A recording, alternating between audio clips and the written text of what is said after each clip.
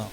ఒక ప్రముఖ క్రైస్తవ రచయిత మరియు బోధకుడైన జాన్ బనియన్ గారు ఇంగ్లాండ్లోని బెడ్ఫర్డ్ ప్రభుత్వం ఆంక్షలకు వ్యతిరేకంగా క్రైస్తవ బోధలు చేసినందుకు గాను జైలు శిక్ష అనుభవిస్తున్న సమయంలో ప్రపంచ ప్రసిద్ధిగాంచిన యాత్రికుని ప్రయాణం అనే పుస్తకం రచించారు. ఈ పుస్తకం బైబిల్ తర్వాత అత్యధికంగా చదవబడిన పుస్తకంగా ప్రపంచవ్యాప్తంగా గుర్తింపు పొందింది. ఈ పుస్తకం యొక్క సారాంశాన్ని ఒక చిన్న స్కిట్ రూపంలో మనం ఇప్పుడు చూడబోతున్నాం.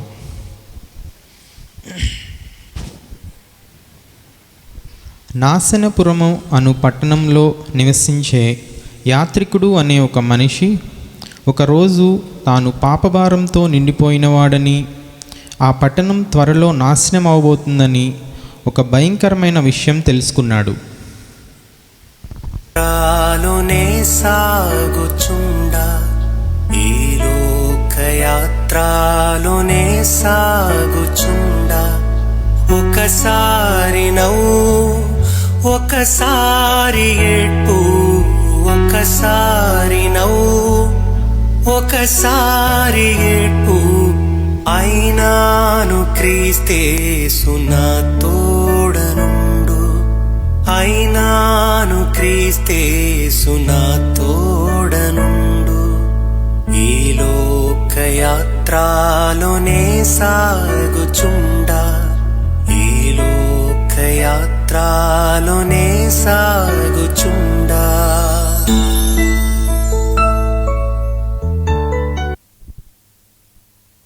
అయ్యో, నా పాపాల భారం చాలా బరువుగా ఉంది. ఇది నేను భరించలేకపోతున్నాను. ఈ బైబిల్ చెబుతుంది పాపానికి జీతం మరణమని.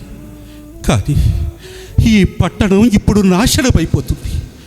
నేను రక్షించబడాలి, నేను రక్షించబడాలి, రక్షించబడాలి, నేను రక్షించబడాలి, నేను రక్షించబడాలి, నేను రక్షించబడాలి, నేను దేవుని దృష్టిలో రక్షించబడాలి. ఎందుకు ఇలా భయపడుతున్నావు? నేను చెప్పినా నువ్వు అర్థం చేసుకోని. నా హృదయం పాపభారంతో నిండిపోయింది. నేను పాపిని, పాపిని, పాపిని. దేవుని తీర్పు నన్ను వెంటాడుతుంది. నానా, ఎందుకు అలా మాట్లాడుతున్నారు? కాదు పిల్లలు, మీ మీద ప్రేమతోనే చెబుతున్నాను.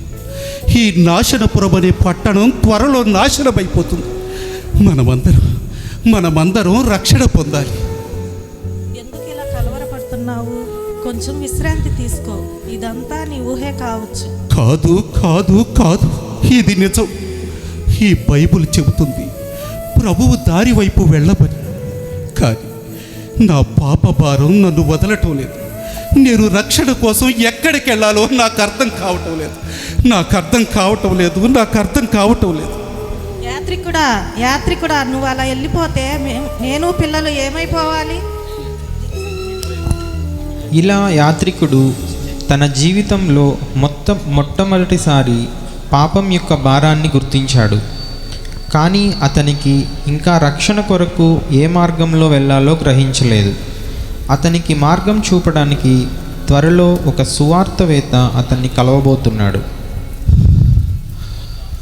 ప్రభువా, నేనే దారిలో వెళ్ళాలి?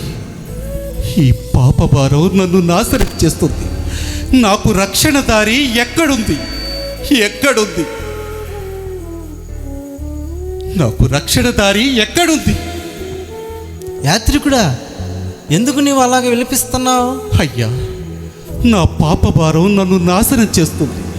దేవుని తీర్పు నాపై పడుతుందన్న భయం నన్ను వెంటాడుతుంది, వేధిస్తుంది. నేను రక్షణ కోసం ఇప్పుడు ఎక్కడికి వెళ్ళాలి? నీ చేతిలో ఉన్న ఆ బైబిల్ ఏం చెప్తుంది? ఈ బైబిల్ చెబుతుంది అతిక్రమములు దాచిపెట్టువాడు వర్తిల్లడు, వాటిని ఒప్పుకుని విడిచిపెట్టువాడు కనికరము పొందుతాడని. కానీ నా పాపాలపై తీర్పు రాబోతుంది.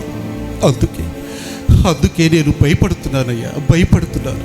అవును, ఆ బైబిల్ చెప్తుంది అతిక్రమములను దాచిపెట్టువాడు వర్ధిల్లడు, వాటిని ఒప్పుకొని విడిచిపెట్టువాడు కనికరము పొందునని. మరియు ఆ అతిక్రమములను తొలగించుకునేటువంటి మార్గాన్ని గురించి కూడా బైబిల్ తెలియజేస్తుంది. ఆ మార్గములో నడిచేటువంటి వారు పాటించవలసిన నియమ నిబంధనల గురించి కూడా బైబిల్ తెలియజేస్తుంది. అందుకే ఇరుకు మార్గం ద్వారా వెళ్ళటానికి ప్రయత్నించాలి.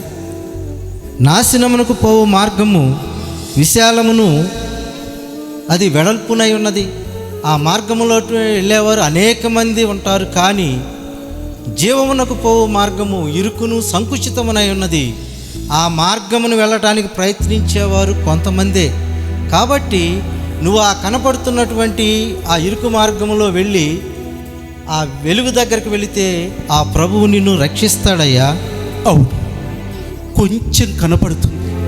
మీరు చెప్పే దారి అదేనయ్యా? అవును, ఆ దారిలో తిన్నగా వెళ్ళి ఆ వెలుగు యొద్దకు వెళ్ళి తలుపు తడితే ఆ దేవుడు నిన్ను నీ పాప భారమును తీసివేసి రక్షిస్తాడు. అయ్యా, ఆ దారి ప్రమాదకరంగా ఉంటుందా? అవును, ఆ ఇరుకు దారిలో నడవటానికి ప్రయత్నించే వారికి అనేకమైన ఇరుకులు, ఇబ్బందులు, శోధనలు, శ్రమలు, కరువులు, కాటకాలు, ఎన్నో నిందలు, అవమానాలు, వస్త్రహీనత, అన్నలేమి, ఇవన్నీ కలుగుతాయండి. అయితే ఆ మార్గంలో వెళ్ళేవారిని దేవుడు విడిచిపెట్టడు. ఎందుకంటే యేసు ప్రభు చెప్పాడు, నేనే మార్గమును జీవమును సత్యమునని. ఆ మార్గంలో నడిచేవారిని ఆ దేవుడు చక్కగా నడిపించి పాపభారాన్ని తీసేసి రక్షిస్తాడు. కాబట్టి నీ పాపభారము తొలగాలంటే ఆ యేసు ప్రభు చూపించిన ఇరుకు ద్వారంలో కూడా నువ్వు ప్రయాణం చేయాలి. అలాగేనయ్యా, ఈ పరిశుద్ధ గ్రంథములోని నియమ నిబంధనలను అనుసరిస్తూ నా భారమంతయు కూడా ఆ ప్రభువు పైన వేస్తూ నేను మొట్టమొదటిగా మీరు చూపించిన మార్గం వైపు అడుగు పెడుతున్నాను. ఇప్పుడు నాకు దారి కనిపిస్తుంది, వెలుగు కూడా కనిపిస్తుంది. నేను ఆ వెలుగు వైపే ప్రయాణం చేస్తాను. అవును, అలా యాత్రికుడు ఇరుకు మార్గం వైపు ప్రయాణం మొదలు పెడతాడు. తన మార్గం మధ్యలో అతనికి లోకజ్ఞాని అనే ఒక వ్యక్తి ఎదురవుతాడు. ఇరుకు మార్గం వైపు ప్రయాణం చేస్తున్న యాత్రికుణ్ణి ప్రలోభపెట్టి మార్గం తప్పించి లోక మార్గం వైపు త్రిప్పడానికి ఈ లోకజ్ఞాని ప్రయత్నం చేస్తాడు. అయ్యో, నేను లోకజ్ఞానిని. ఇక్కడ చూసాడా, ఒక మనిషి దేవుని ఆత్మచేత ప్రేరేపించబడి అతను పాపభారం మోస్తున్నాడని గుర్తెరిగి ఆయన దేవుని మార్గం వైపుగా నడవాలని ప్రయత్నం చేస్తున్నాడు. నేను ఆయనకి ఏదో ఒక మాటలతో ప్రలోభపెట్టి మళ్ళీ నా లోక మార్గానికి తిప్పుకుంటాను. అరే రే, ఎక్కడికి ఇంత తొందర? ఏంటి నీ వీపు మీద ఇంత పెద్ద భారాన్ని మోస్తున్నావు? ఎవరూ మీకు మార్గాన్ని చూపించలేదా? అవును సార్, నాకు పాప భారం ఉంది. దాని నుండి బయటపడటానికి ఇరుకు మార్గం వైపు వెళుతున్నాను. అయ్యయ్యో, అంత దూరంలో ఉన్న ఆ ఇరుకు మార్గం వైపుగా ఎందుకు వెళ్తున్నావు? మీ పాప భారాన్ని దించుకోవడానికి ఇక్కడే ఉంది కదా సులువైన మార్గం. సులువైన మార్గమా? నిజంగానా? అవును, నిజంగానే. ఆ మార్గంలో మీరు వెళ్ళినా అక్కడ అన్ని అడుగడుగున మీరు ఇబ్బందులు ఎదుర్కోవాల్సి ఉంటుంది. కానీ నేను చెప్పే ఈ మార్గం చాలా సులువైనది, మీరు తొందరగా చేరుకోవచ్చు. మంచి పనులా? అవి చేస్తే నా పాపాలు తొలగిపోతాయా? ఆ మంచి పనులేంటో కొంచెం వివరంగా చెప్పండి సార్. ఖచ్చితంగా మంచి పనులంటే ఏమీ లేదు. లోక నైతిక విలువలు మీరు పాటిస్తే చాలు, మీ పాప భారాన్ని మీరు ఈజీగా తొలగించుకోవచ్చు. దేవుడు మిమ్మల్ని చూసి సంతోషిస్తాడు. ఇదేమిటి, ఇతడు ఇలా చెబుతున్నాడు? అది నిజమేనా? అలా చేస్తే నేను రక్షణ పొందుతానా? ఖచ్చితంగా మీరు రక్షణ పొందుతారు. మీరు చాలా ఇరుకైనటువంటి మార్గాన్ని, ప్రమాదకరమైనటువంటి మార్గాన్ని ఎంచుకున్నారు. కానీ చూడండి, నేను చెప్పే మార్గం చాలా సులువైనది. చూడండి, ఇది చాలా ఎంత వెడల్పుగా ఉందో. ఇక్కడ రంగురంగుల ప్రపంచం ఉంటుంది, మిమ్మల్ని తొందరగా ఆకర్షిస్తుంది. మీరు నేను చెప్పినట్టు ఈ మార్గంలో నడుచుకోనండి. అలాగే సార్, నాకు రక్షణ కావాలి. నా పాప భారం తొలగిపోతుందంటే నేను ఏదైనా చేస్తాను. సరే, మీరు చెప్పిన మార్గంలోనే ప్రయాణం చేస్తాను. వెళ్ళండి, వెళ్ళండి. అలా యాత్రికుడు తన ఆత్మీయ జీవితంలో మొదటి తప్పును చేసి నిజమైన మార్గం వదిలి మోసపు దారి వైపు తిరిగాడు. ఈ నిర్ణయం అతన్ని ప్రమాదంలో పడేయబోతుంది. లోకజ్ఞాని చెప్పిన దారిలో నడుస్తూ యాత్రికుడు నైతిక విలువల పర్వతం దగ్గరకు చేరాడు. కానీ ఇది రక్షణ దారి కాదు, భారాన్ని ఇంకా ఎక్కువగా చేసే దారి. అతన్ని నిజమైన దారికి తిరిగి తీసుకురావడానికి సువార్థికుడు మళ్ళీ రావాల్సి ఉంది.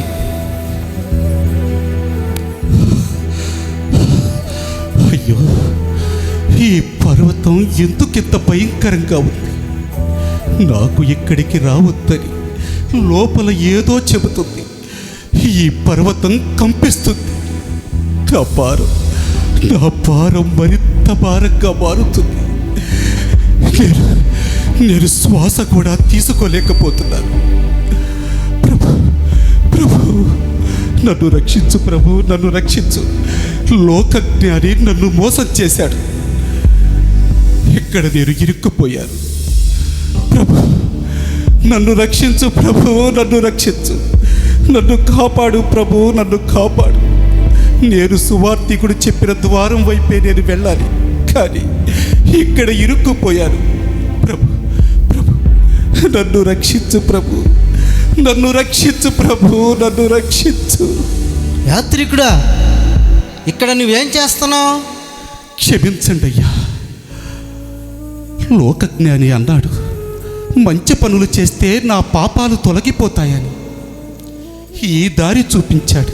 ఈ దారి నేను నిన్ను నడవమని చెప్పిన దారి కాదు కదా? కాదయ్యా, కాదు. మరి ఆ ప్రభువు నిన్ను పిలిచిన దారా? కాదయ్యా, కాదు. నేను మీరు చెప్పిన మాటలను పెడచెవిన పెట్టి లోకజ్ఞాని చెప్పిన మోసపూరితమైన మాటలు నమ్మి నేను మోసపోయానయ్యా, మోసపోయాను. ఆ లోకజ్ఞాని ఏం చెప్పారు? కష్టమైన మార్గంలో ప్రయాణం చేస్తున్నావు. నేను చెప్పిన మార్గంలో నువ్వు వెళ్ళినట్లయితే నీకు మోక్ష మార్గము త్వరగా లభిస్తుందన్నాడయ్యా, త్వరగా లభిస్తుందన్నాడు. ఆ లోకజ్ఞాని చెప్పింది అంతా అబద్ధం. ఆయన చెప్పినట్లు అక్షరాజ్యాన్ని చేర్చలేవు, ఆ పాపభారాన్ని తొలగించలేవు. అయ్యో, పైపెచ్చు అవి నిన్ను నాశనం చేస్తాయి. అందుకే నీ చేతిలో ఉన్న బైబిల్ చెప్తుంది, ఈ లోకము దాని ఆశలు గతించిపోవును, కానీ నిరంతరము నిలిచేది ఆ దేవుని రాజ్యం మాత్రమే. ఆ దేవుని రాజ్యంలో నువ్వు చేరాలంటే ఖచ్చితంగా ఇరుకు మార్గం వైపు పయనించాల్సిందే. కాబట్టి నీ మార్గంను నీవు మళ్ళించుకుని మళ్ళా తిరిగి ఈ ఇరుకు ద్వారము వైపు నడవటానికి ప్రయత్నం చేయి. నీ పాప భారాన్ని ఆ దేవుడు తీసేస్తాడు. అలాగేనయ్యా, నేను మళ్ళీ సరైన దారి వైపే వెళ్తాను. దయచేసి నన్ను మంచి మార్గంలో నిలబెట్టండి అయ్యా. అయితే జాగ్రత్తగా విను. ఆ సత్య మార్గము వైపు నువ్వు ప్రయాణం చేయి. నిన్ను దారి మళ్ళించి తప్పు దారిలో నడిపించాలని చూసే వారి మాటలు నువ్వు వినమాకు. ఆ దేవుడు నిన్ను విడువడు, ఎడబాయుడు. అలాగేనయ్యా, ఇక ఈ దారి వదిలిపెట్టే పనే లేదు. నేను ఈ ఇరుకు మార్గం వైపే ప్రయాణం చేస్తాను. నో వెళ్ళే మార్గము నా యేసుకే తెలియును. నేను వెళ్ళే మార్గము నా యేసుకే తెలియును. శోధించబడిన మీదట నేను సువర్ణమై మారేదను. శోధించబడిన మీదట నేను సువర్ణమై మారేదను. నేను వెళ్ళే మార్గము నా యేసుకే తెలియును. అలా యాత్రికుడు మళ్ళీ నిజమైన దారికి వచ్చాడు. ముందున్న ప్రయాణం ఇంకా కష్టమైనదే, కానీ అతని గుండెల్లో నిజమైన ఆశ కలిగింది. సువార్తవేత్త చెప్పిన దారిలో నడుస్తూ యాత్రికుడు ఒక పెద్ద మట్టి మడుగు దగ్గరకు చేరాడు. ఈ మట్టి మడుగు పేరు బాధమడుగు. ఇది పశ్చాత్తాపం, భయము, నిందలతో నిండిపోయి ఉంది.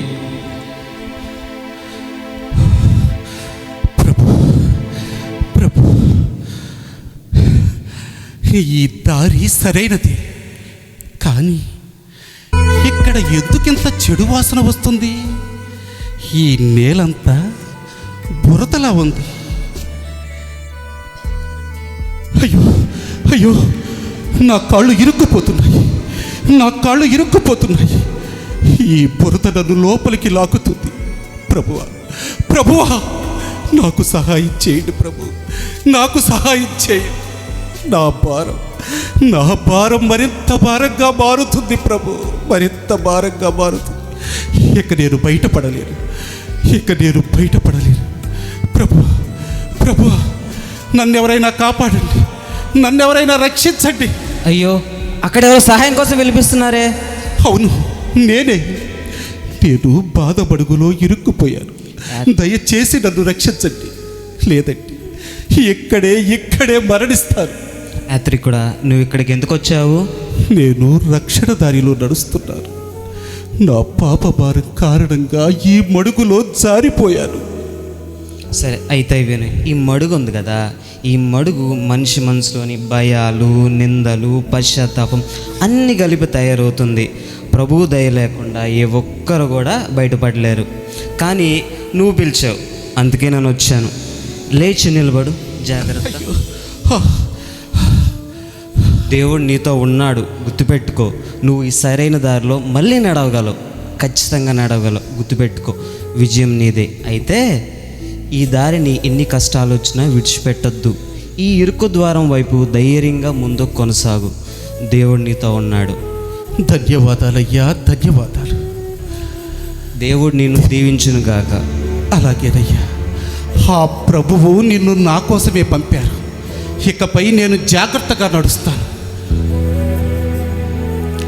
అలా యాత్రికుడు బాధలు, నిందలు అనే శోధనల నుంచి బయటపడి తన యొక్క ఆత్మీయ ప్రయాణం కొనసాగిస్తూ ఇరుకు మార్గం యొక్క ద్వారం దగ్గరకు చేరాడు.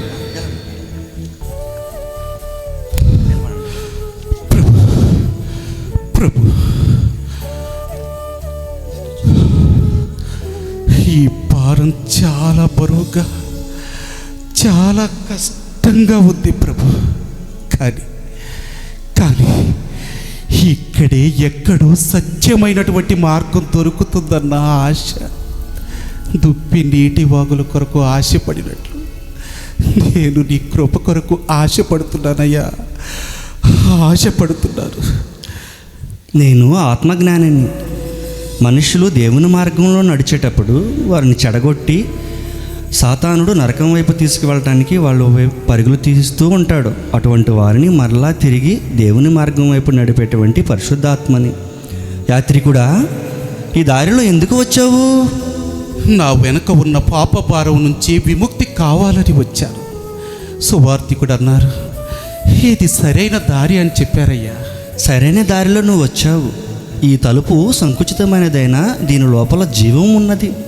అయితే ఒక వాగ్దానం చేస్తావా? ఏదైనా చేస్తాను సార్, చేస్తాను. అయితే నీ పాప మార్గములను విడిచిపెట్టి యేసు ప్రభు చూపించేటువంటి మోక్ష మార్గం వైపు నడుస్తానని చెప్పు. అలాగే నేను నా పాప మార్గములను విడిచిపెట్టి ఆ యేసు ప్రభు చూపించే దారిలో నేను నడుస్తాను. అయితే లోపలికి రా. ఆశ్చర్యంగా ఉందే, నా భారం కొంచెం తగ్గింది. ఇది ఎలా? అయితే నీ పాపములను ఒప్పుకుని విడిచిపెట్టినప్పుడు, ప్రభు యొక్క మాటల వైపు నువ్వు నడిచినప్పుడు నీ పాపభారం పూర్తిగా తొలగిపోతుంది. ముందున్నటువంటి సిలువ కొండ దగ్గరికి వెళ్ళినప్పుడు నీ భారం మొత్తం తొలగిపోతుంది. అదేనా నిజమైన విమోచన స్థలం? ఎస్, అదే నిజమైన విమోచన స్థలం. అయితే ఈ మార్గంలో నువ్వు వెళ్ళేటప్పుడు నీకు అనిపిస్తుంది నీ శరీరాన్ని నువ్వు అనుభవించాలని చెప్పి, అందరి వలె నీ దేహాన్ని నువ్వు నరకానికి నడిపించే మార్గం వైపు నడవాలని చెప్పి. కానీ ఎక్కడ కూడా నువ్వు వెనక్కి తిరగవద్దు. నిన్ను భయపెట్టేవారు, మభ్యపెట్టేవారు అనేక మంది ఉంటారు. కానీ నువ్వు ఎక్కడ కూడా వెనక్కి తిరగ చూడకుండా పరువు మార్గం వైపు నడువు. అలాగే సార్, నేను ఆ యేసు ప్రభువుని కలిసే వరకు ఆగను. అయితే నిన్ను దేవుడు దీవించునుగాక. ఆమెన్. అలా యాత్రికుడు ఇరుకు మార్గంలో ప్రవేశించి సిలువు దగ్గరకు చేరాడు.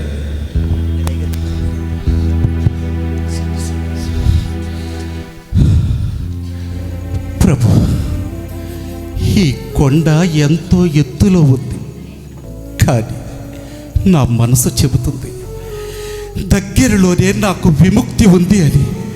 దగ్గరలోనే నాకు విముక్తి ఉంది అని.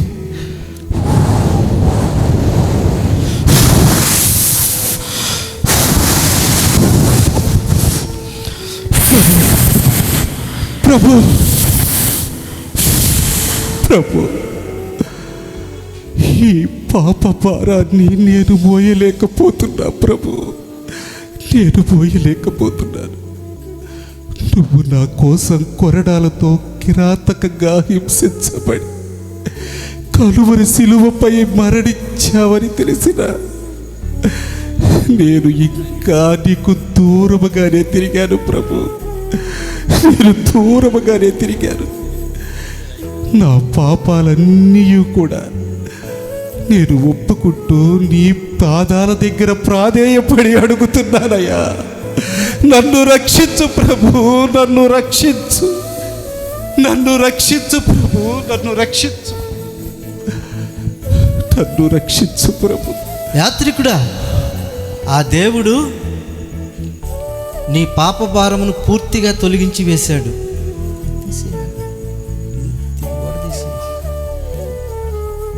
నన్ను రక్షించు, నన్ను రక్షించు ప్రభు, నన్ను రక్షించు అయ్యా. నేను బ్రతికినంత కాలము నేను పాపాలతోనే బ్రతికానయ్యా. నీ పాదాల దగ్గరకు వచ్చిన నన్ను రక్షించు ప్రభువా, రక్షించు. యాత్రికుడా, అదేమిటి? నా పాపం, నా భారం మొత్తం తొలగిపోయాయి, తొలగిపోయాయి. యాత్రికుడా, ఆ దేవుడు నీ పాప భారమును పూర్తిగా తొలగించి వేశాడు. ఇక ఎన్నటికీ ఆ పాప భారము నీ మీద ఉండదు. నువ్వు విశ్వాసంతో ఈ సిలువ యొద్దకు వచ్చావు కాబట్టి ఇక నుంచి నీవు స్వతంత్రుడవు. దానికి గుర్తుగా ఆ దేవుడు నీకు ఇచ్చినటువంటి పవిత్ర వస్త్రం ఇది. అర్జున్ ఫ్యామిలీ రెడీగా పవిత్ర ఫ్యామిలీ సాంగ్ కోసం. అయ్యా, నా పాప భారం పూర్తిగా తొలగిపోయింది. నిజంగా నేను స్వతంత్రుడనయ్యాను, స్వతంత్రుడనయ్యాను. ప్రభువా, నీ కృప ఎంతో గొప్పది తండ్రి, ఎంతో గొప్పది. యాత్రికుడా, ఇక నుంచి నువ్వు ప్రయాణించే దారి క్రొత్తది. ఈ దారిలో నువ్వు ప్రయాణిస్తూ ఉన్నప్పుడు నీకు ఇక నుంచి అనేకమైన పరీక్షలు ఎదురవుతాయి. ఎలాంటి పరీక్షలు అంటే, అబ్రహాముకి దేవుడు పెట్టిన లాంటి పరీక్షలు, యోబుకి దేవుడు పెట్టిన లాంటి పరీక్షలు, యోసేపుకి శ్రమలలో ఉన్నప్పుడు కూడా దేవుడు పెట్టిన లాంటి పరీక్షలు, మరియు ఆ షడ్రకు మెషక్కు అబేద్నెగోలకి దేవుడు పెట్టిన పరీక్షల లాంటివి ఇక నీ జీవితంలో ఎదురవుతాయి.